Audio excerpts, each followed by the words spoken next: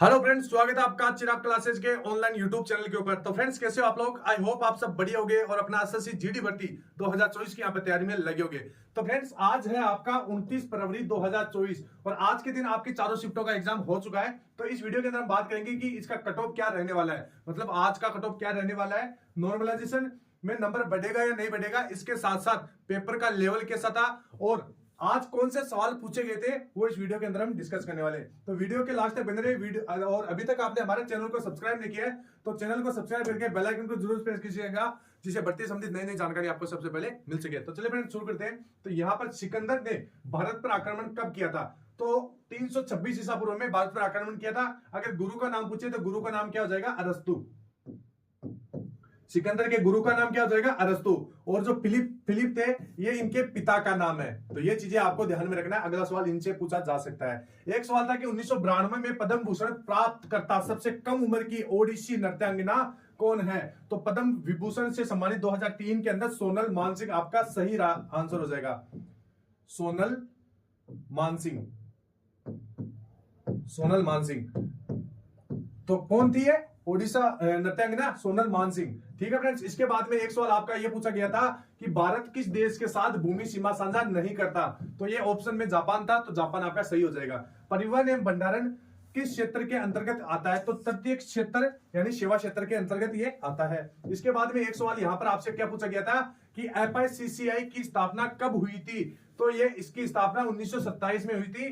Federation of Indian chamber commerce industries इसका full form हो जाएगा। 2011 की जनगणना के अनुसार पूर्वोत्तर राज्य में सर्वाधिक साक्षरता दर वाला राज्य कौन सा था? तो ये मिजोरम है। इसकी कितनी थी? 91.30%। तो फ्रेंड्स, हमने जनगणना से संबंधित जितने भी एसएससी जीडी के अंदर सवाल पूछे गए थे उसका एक वीडियो बना रखा है। वो वीडियो आपने नहीं देखा तो वीडियो जाके चैनल में देख सकते हैं। बहुत ज्यादा फायदा मिलेगा क्योंकि हर शिफ्ट के अंदर इससे एक ना एक क्वेश्चन पूछा ही जाता है। इसके साथ साथ हमने पंचवर्षीय योजना, शास्त्रीय नृत्य और 2011 की जनगणना और इसके साथ साथ मुहावरे वगैरह, इसके साथ साथ जितने भी मोस्ट इंपोर्टेंट टॉपिक बनते हैं आपके एसएससी जीडी में जो अब तक पूछे गए सवाल है उनका हमने वीडियो बना रखा है, तो वो भी आप देख सकते हैं, बहुत फायदा मिलेगा। इसके बाद में एक सवाल आपसे ये पूछा गया था कि एलोरा की गुफाएं कहां है?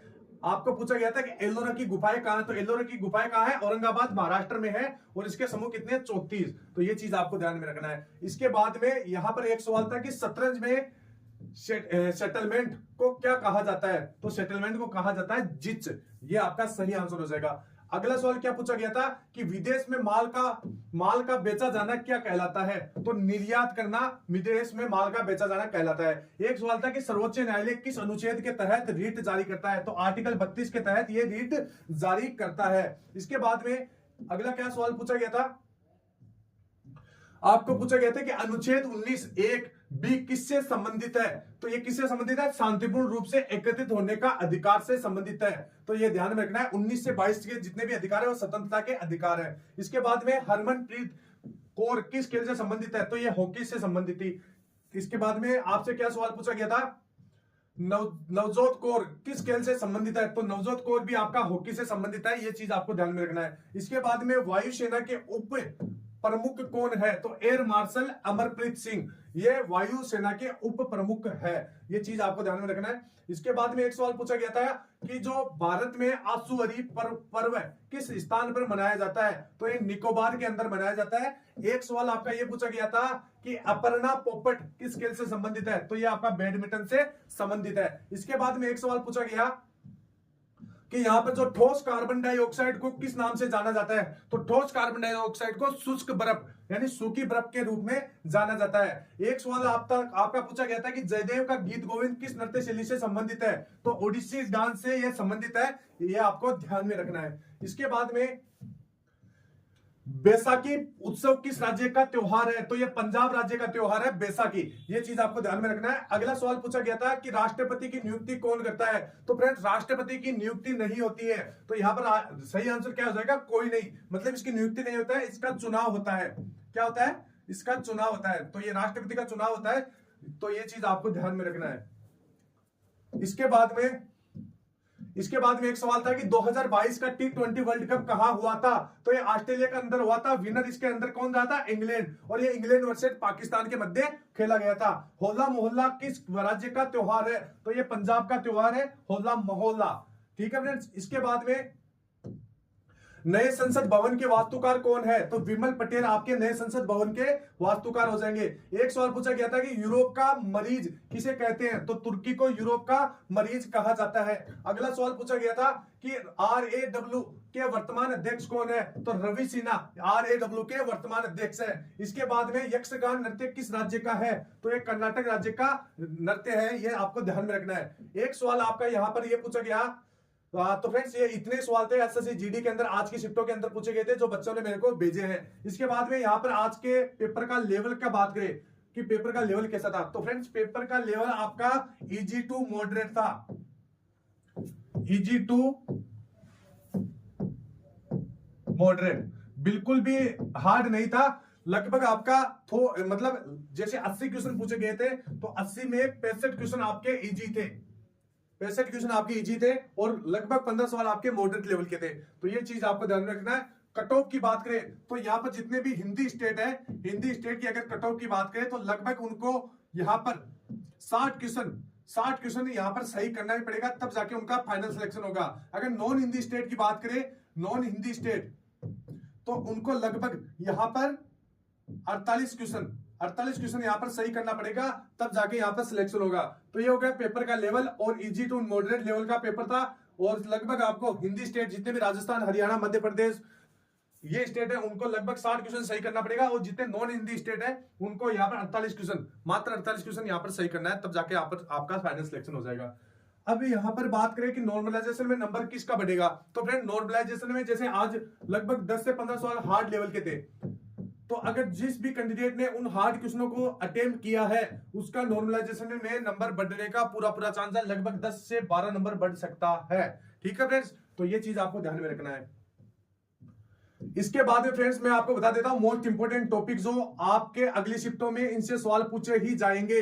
अगर आप इनको तैयार कर लेते हैं तो मैं गारंटी लेता हूं जीके के अंदर आपका 15 क्वेश्चन सही हो पाएगा, मतलब लगभग सीधा आपका 30 नंबर। ठीक है फ्रेंड्स, तो यहाँ पर सबसे पहले पुस्तक लेकर प्रत्येक शिफ्ट में एक सवाल पूछा जा रहा है। इसके बाद में प्रमुख लोक नृत्य है, इसके बाद में खेल आयोजन में मेजबानी है, महत्वपूर्ण पुरस्कार है, इसके बाद प्रमुख शास्त्रीय नृत्य है, इसका तो हमने वीडियो भी बना रखा है, ये वीडियो आप देखिए बहुत ज्यादा आपको फायदा मिलेगा। इसके बाद में शास्त्रीय नृत्य में नर्तक है, खेल पुरस्कार है, मूल अधिकार एवं कर्तव्य, इसका भी हमने वीडियो बना रखा है, ये भी आप देखिए बहुत ज्यादा फायदा मिलेगा। मतलब जितने भी एसएससी जीडी के अंदर अभी तक इनसे सवाल पूछे गए वो उनका मैंने वीडियो बना रखा है। भारतीय जनगणना का इसका भी मैंने वीडियो बना रखा है, जितने भी एसएससी जीडी में अभी तक भारतीय जनगणना से सवाल पूछे गए थे वो मैंने एक वीडियो के अंदर रखे हैं, तो वो वीडियो देखिए, उनसे बाहर कोई भी सवाल नहीं जाएगा भारतीय जनगणना में से।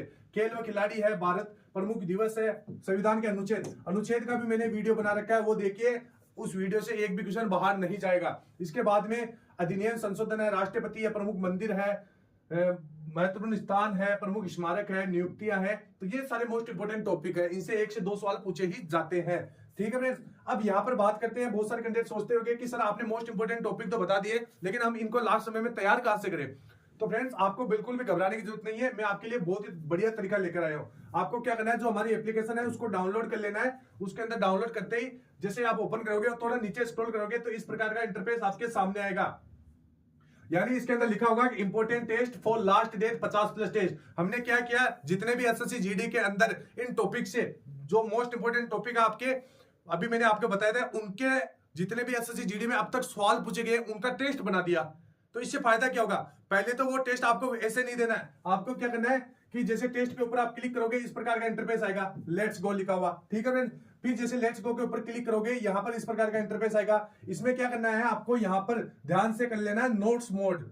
नोट्स मोड के अंदर क्या होगा, सबसे पहले आपको इस प्रकार के देख सकते हैं, जो जैसे यहाँ पर 30 क्वेश्चन का एक टेस्ट लगता है, तो 30 क्वेश्चन यहाँ पर आपके पास आ जाएंगे, जैसे पुस्तक को लेकर आप टॉपिक चुनते हो। ठीक है फ्रेंड्स, तो इसके आप पहले नोट्स मोड में इसको पढ़ लेना। मतलब जैसे पंचतंत्र की रचना किसने की, विष्णु शर्मा ने की, अष्टधाई किसने लिखी, पाणिनि ने लिखी, और विजय के रचनाकार कौन थे, तो कबीरदास थे। मान लीजिए आपने 30 क्वेश्चन पढ़ लिया और अच्छे तरीके से इनको पढ़ लिया। अब आप सोचना चाहते होगे, आप सोच रहे होगे कि मेरे को कितना याद है, तो इसके लिए आप अगर टेस्ट देना चाहते हैं तो यहाँ पर अगर आप क्लिक करोगे तो ये लिखा हुआ है start test based on the questions. इसके ऊपर आप जैसे क्लिक करोगे यहाँ पर इस प्रकार का इंटरफेस आपके सामने आ जाएगा। जो ये यहाँ पर नीचे देख रहे हैं, यहाँ पर क्या होगा, जो आपका टेस्ट है वो चालू हो जाएगा। समय 15 मिनट का मिलेगा, प्रत्येक टॉपिक के अंदर 30 क्वेश्चन आपको देखने को मिलेगी। ठीक है फ्रेंड्स, तो मैं गारंटी लेता हूं इन जो 50 टॉपिक को जीके वाले आप टेस्ट देके आगे जाते हैं तो इससे एक भी क्वेश्चन आपका बाहर नहीं जाएगा, लगभग 15 क्वेश्चन आप सही कर पाओगे। और ये आप देख लेना, बहुत सारे कैंडिडेट ने ये यूज भी किया और उन्होंने मेरे को कमेंट करके बोला कि सर इनसे बहुत ज्यादा मेरे को फायदा मिला है। तो ये करके जाइए, इस एप्लीकेशन का लिंक मैं आपको डिस्क्रिप्शन बॉक्स में दे दूंगा, वहां से जाके आप इसको डाउनलोड कीजिए और टेस्ट दीजिए, बहुत ज्यादा फायदा मिलेगा। तो फ्रेंड्स आपको नेक्स्ट किस वीडियो के ऊपर, मतलब किस टॉपिक के ऊपर वीडियो चाहिए, जैसे मोस्ट इंपोर्टेंट टॉपिक के मैं डेली वीडियो बनाता हूं, तो वो कौन से टॉपिक के ऊपर चाहिए आप कमेंट बॉक्स में बताइए, मैं बना के आपको दे दूंगा। ठीक है फ्रेंड्स, तो फिर मिलते हैं नेक्स्ट वीडियो में, तब तक के लिए जय हिंद, जय भारत, वंदे मातरम।